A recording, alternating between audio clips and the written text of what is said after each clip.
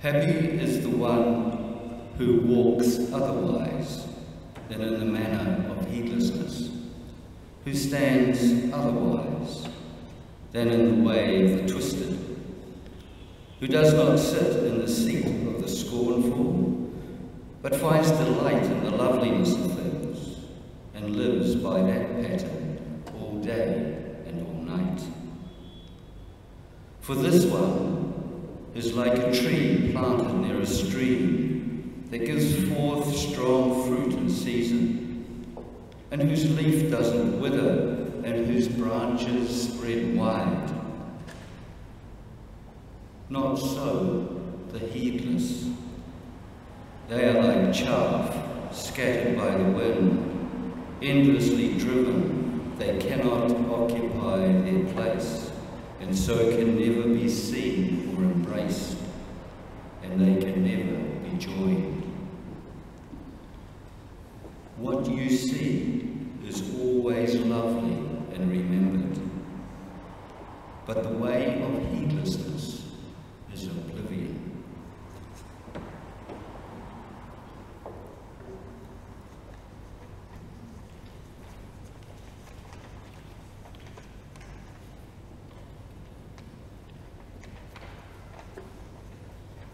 Well, good morning again. It's great to be here.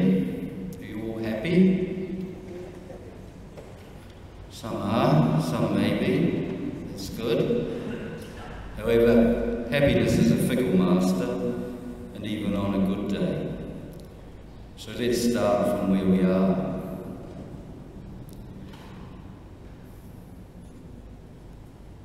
Today, I only want you to remember one single thing out of all that I say. Just one thing. That is, if you choose to even listen to anything I have to say. After all, I myself don't consider sermons to be much chop. Not that your sermons here at St Matthew's are bad. On the contrary, you are well served by high-quality preaching. It's just that words, by and large, aren't particularly good at changing our ingrained, habitual patterns of behaviour, are they? Anyway, that's not what I want you to remember.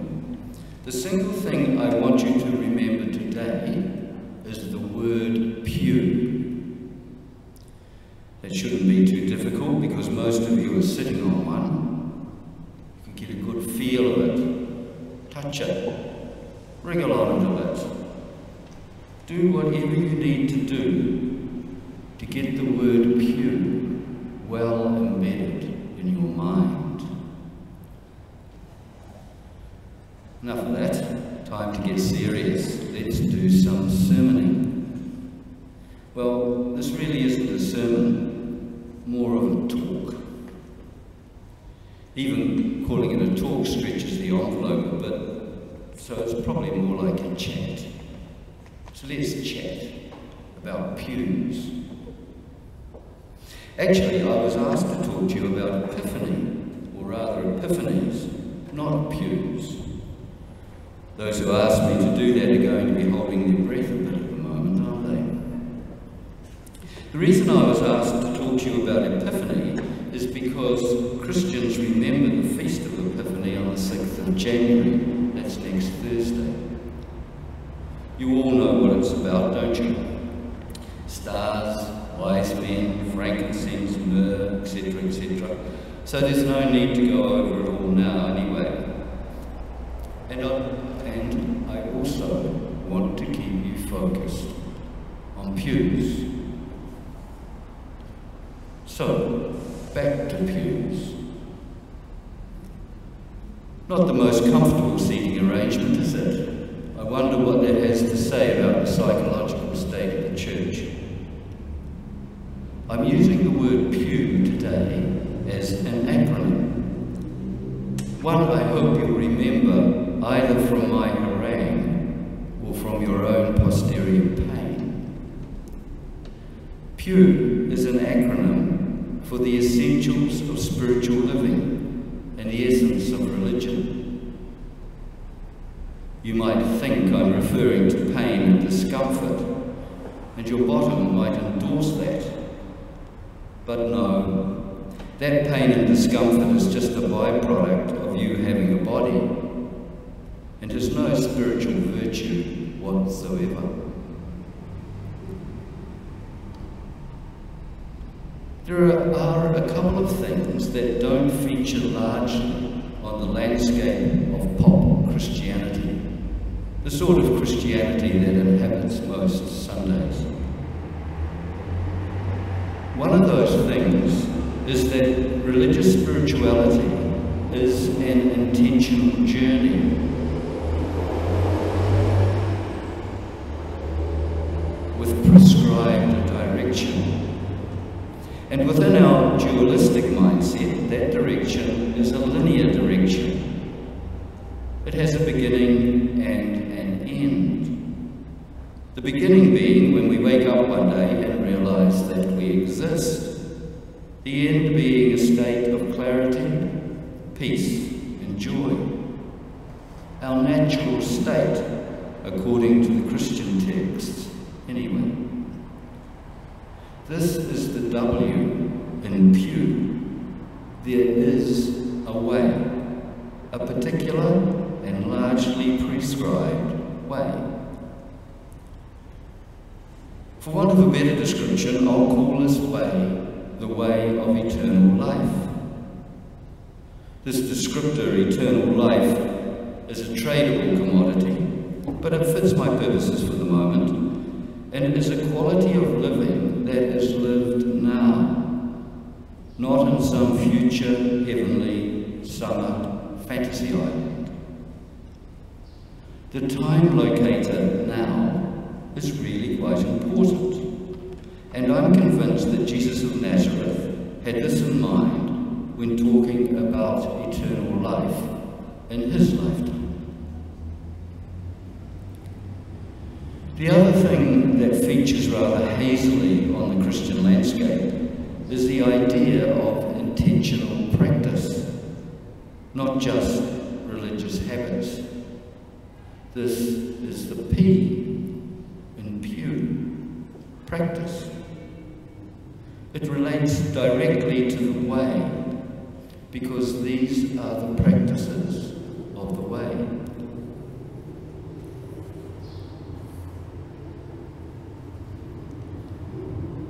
Religion, or the practice of religion,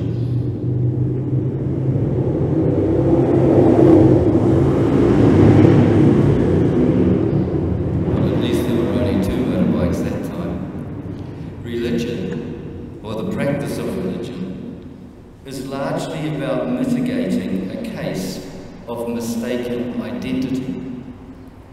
That mistaken identity is the perpetual mistaking of our compulsions, thinking, and habitual behaviours for who we actually are, albeit that these habitual patterns tend to dominate our lives and parade as our true identity. Most religions, excluding nut bar religion that thinks being gay causes earthquakes, promote the idea of mitigating this mistaken identity. Certainly, Christianity embraces it. Much of the gospel material attributed to Jesus of Nazareth is about acting differently, if not the opposite, to our habituated and compulsive behaviours. I might add that all behaviour that happens unheeded or without intentional awareness is, by definition, compulsive. That leaves the E in Pew.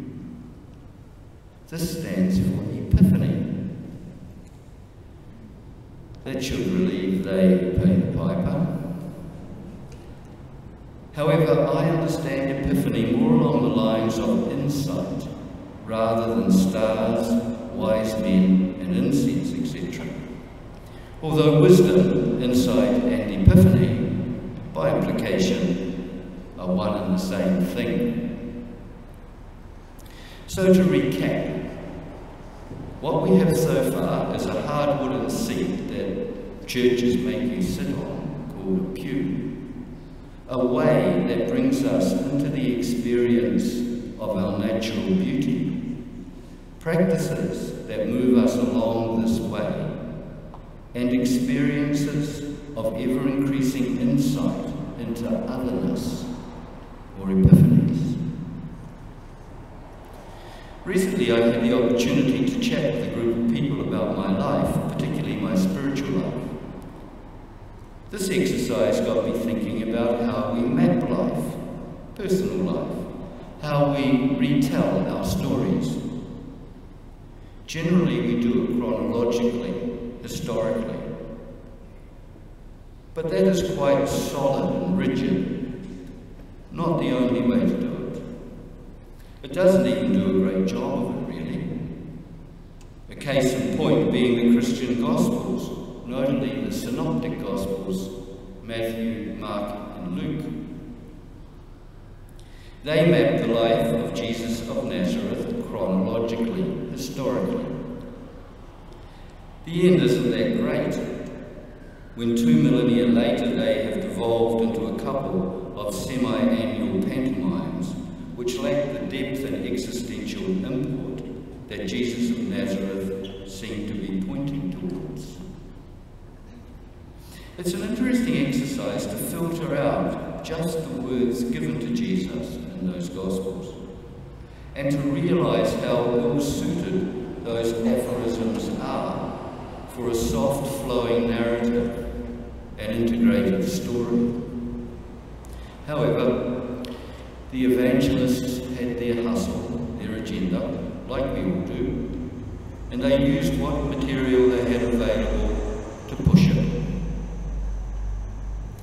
Another way of mapping our lives could be through our spiritual insights, our epiphanies, through the bursts of beatific vision that mark the landscape of our lives and give us insight in how to live otherwise. And be assured they are there if we learn how to see them. This does take effort, work, and practice. This presents a softer, more expansive narrative that takes us on quite a different journey to the historical tales we tell about ourselves. You know, the life of a spiritual seeker can be bloody hard work at times. It can seem as if we're shoveling the proverbial uphill with a toothpick with little to show for it. Especially when our self-narrative is so solid and rigid. The epiphanies in our lives soften us and release us from our compulsive storylines. And sharing our epiphanies with like-minded people, people of the way, help give us some sense of sanity in the face of a harsh world that acts, and is by all accounts, crazy. It is in the bond of these tellings and relationships we get strength and guidance to practice the way. This way of eternal life is a way that is otherwise, whose wisdom is other to conventional wisdom.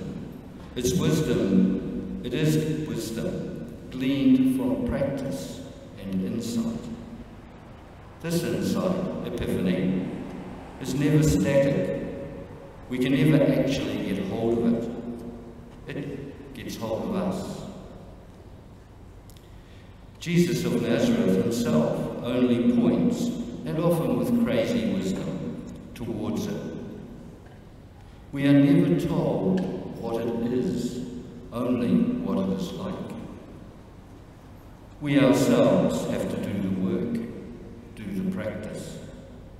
No one can do it for us. No one can have our epiphanies for us. For we are our own beauty. We are We are our own selves to enjoy.